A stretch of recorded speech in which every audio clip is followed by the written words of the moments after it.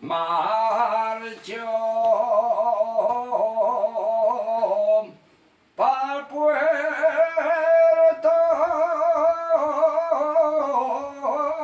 mañana. Muy bien. Marchó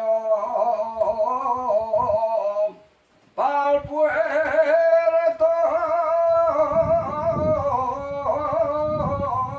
con 4 bagues y el perro.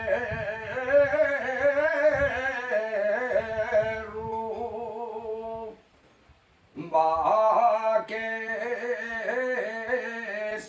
y el perro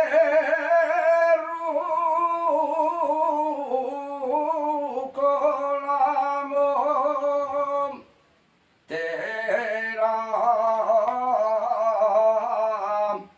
picona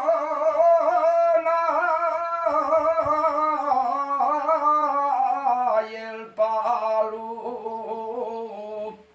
pinto de acebo.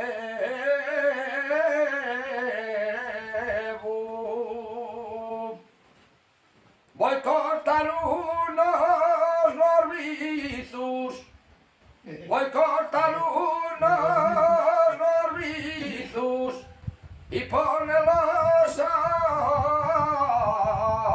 secar. Y ponerlos a secar.